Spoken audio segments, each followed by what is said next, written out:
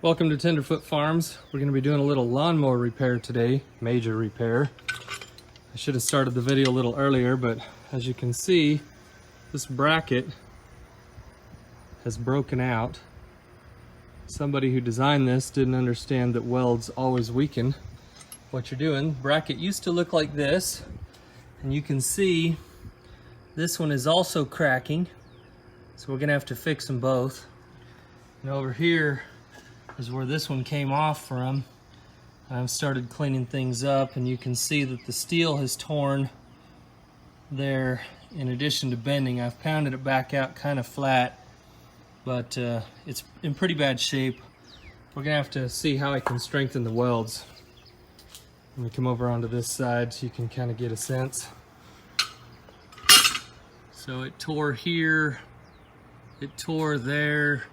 This whole triangle piece right here was sticking up this way. And this one over here, you can see it's cracking right there. That kind of looks like a paint crack, but I've gone through the paint to figure out that, yeah, the steel really is cracking right there and right there. And that's a little string hanging there because I was using a flap disc to sand this off, but there's a crack in the steel. So I'm gonna have to think of how to reinforce this in a way that won't significantly weaken things and will also stay out of the way of all the parts that need to move while you're adjusting your mower deck.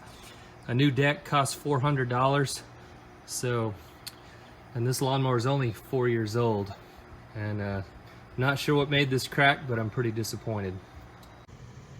All right, welcome back. I've done a little more cleanup. Hopefully you can see that. It's kind of hard to get a wire brush in here. Fortunately, all these steel tears are outside of this housing, and all the grass and the blades and the air movement that's important is all inside here, so I can do whatever I want in this space and not mess up anything. I don't know if you can see it, but right there, right above that spot, you can see where the steel is starting to tear. This is the underneath side of the other bracket, and then up here on top, I've started cleaning these up some more, and over here I've got almost all the paint off. You can see this one's torn pretty bad. Steel's torn right there. It's torn right there all the way through. Basically their welds stuck to the bracket really well, but had a very, very thin piece of steel that was actually holding it onto the housing of the deck. You can kind of see that. Let's see if I can get that to focus. There we go. Well, you can see how the weld is stuck really nice to this bracket. There we go, it's in focus now, but it just barely mounted itself to the deck, and so it was able to tear off entirely. And really, I think this piece that you see sticking down below the bracket is really part of the mower deck that got softened up during the weld process and just didn't have enough reinforcement, and we're relying on the strength of the weld. These brackets go through a lot of stress if you ever hit anything at all, and of course no one using a riding mower ever hits anything, so I don't know why they wouldn't have planned for that. But I'm thinking what I'll do is put a big piece of angle iron up here, mount the brackets to that, maybe with a bolt and some welds, and then put another piece of angle iron underneath the bottom and bolt the two of them together, so that we've got some mechanical strength going on and not just weld strength. I found some 2-inch angle iron that I had sitting around from a project that didn't go right, and I just cut off a piece right here using my diamond cutoff wheel on my angle grinder. Works really well. I've got this piece that I cut off here. It's going to go underneath the deck. That's as long as I could make it. I suppose I could have made a little diagonal there, but I didn't. And I'm going to bolt through this from the top to use it as some mechanical support. So we'll see what I do next. I'm going to begin making the cut of a pretty complicated bracket.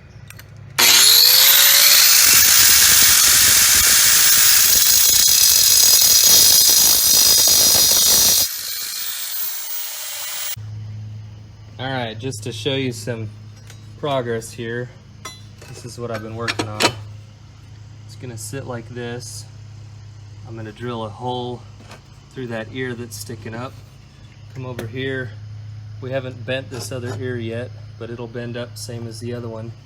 And then underneath, there'll be this really big piece of angle iron under here. And we'll bolt this piece of angle iron to this piece of angle iron through the deck, make a big old sandwich.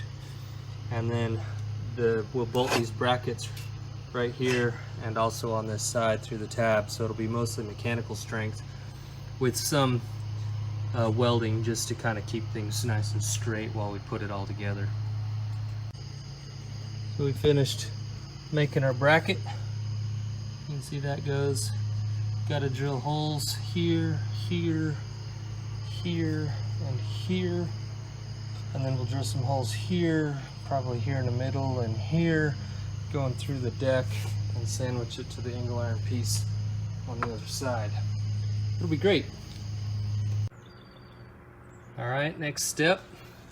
I've gone through and marked with a punch. One of these, a punch. It's got a little hole on it, or a cone-shaped piece. It's the right diameter. And I marked where I wanted the holes to go. One there, one there, one there, one on the back side here, one here, and one on the back side of this, taking advantage of that hole on the bottom there that's already there. It's a 3/8 hole. The rest of these are going to be 1/2 inch holes. And notice that I've staggered. This hole is further that direction than this one and this one, which will kind of give a basic triangle shape to these 3 main holes, which will help this be stronger in terms of being pushed back and rocking. We'll give it a little bit of extra leverage. Now I just got to drill holes. It's going to take quite a while. This is 1/4 inch steel, so I'm going to pilot drill them and then drill them out with a bigger hole, being sure to use oil on the drill press. Another step down here. You can see I've drilled 1/2 inch holes everywhere, except this hole over here is a 3/8 inch hole, and that was to match the existing hole that was already in the bracket. Before I drilled these big holes out, you can see that I had pilot drilled these before, and then I used those pilot drills to also drill matching holes down in the deck so that I'll know exactly where those belong when I drill through the deck. You can also see this light scuffing. It's where I just cleaned up the burrs around the edge, and I did that by holding my diamond bladed cutoff wheel at a shallow angle and just skimming over the top of it. So you can see this is all drilled out. It really wasn't too bad using the drill press with some oil on the bit, and I made sure to look through my bucket and find sharp drill bits and not old ones.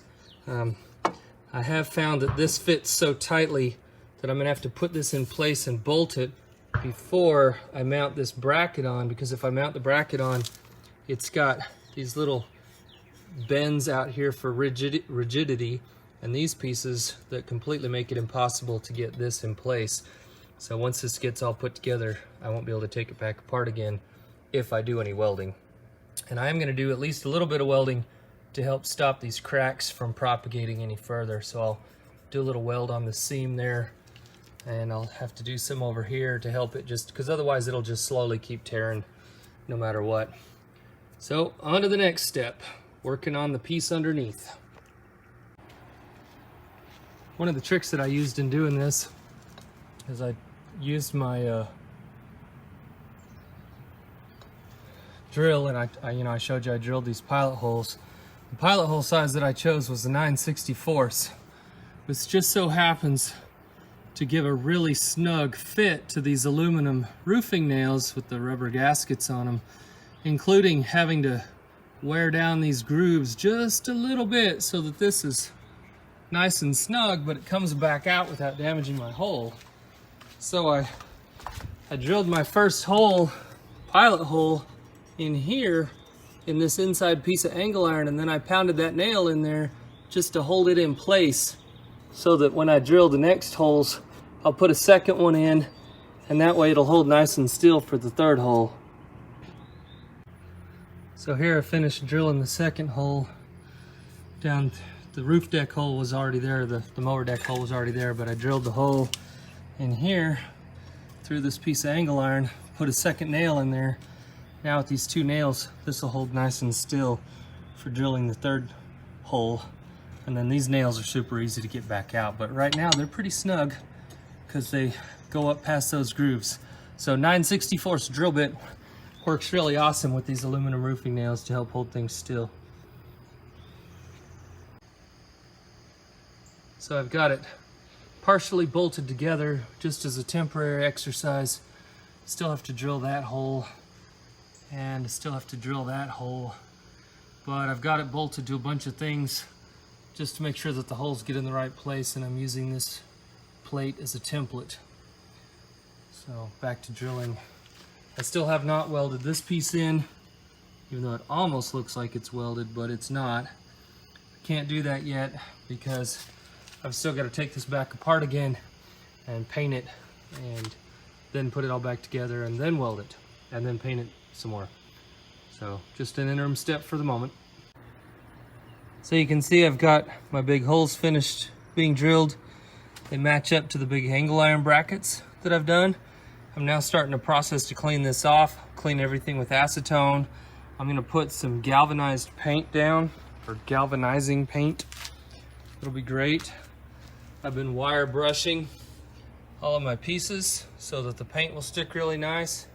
That's finished. Now I'm gonna clean them off with acetone to get all the remaining grease off so that the paint will dry really well. I really like galvanizing paint.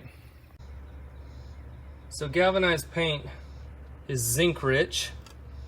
When it dries, it's actually 93% zinc. And it acts as a sacrificial anode, just like actual hot dip galvanization. It's not as durable as real galvanization, but if it's in an area that's not going to get rubbed, it does a great job of helping your parts not rust. After I put a couple of good coatings of this on it, I'll then put some Husqvarna orange just to protect the galvanizing paint and to make my tractor look nicer. Or not tractor, but lawnmower. So now I've done some painting. You can see right here I did some little spot welds, try and stop those cracks from propagating. Here's another one right here. My welding skills are not super great, which is partly why I'm doing this mechanical solution, sandwiching the big pieces of angle iron through the deck, because most of the strength will come from that, and the welding is just enough to try and get it to not continue to split. But since it'll be firmly attached to the entire deck, that will put very little stress on the welds. Here it is, finished job. All the bolts are snugged up tight. We did a little bit of welding over here just to kind of help things hold still and not crack. Finished over here. Can't see that in the shadow, but looks pretty good. It's quite solid. And of course there's another piece of angle iron just like this underneath the deck that it's sandwiched in between. So I'm pretty happy about it. Hopefully it'll last as long as I think it will. That's all for now. Just how to fix a torn steel mower deck when you're not very good at welding or can't weld at all, and just want to fix it with some big mechanical advantage. That's all from Tenderfoot Farms.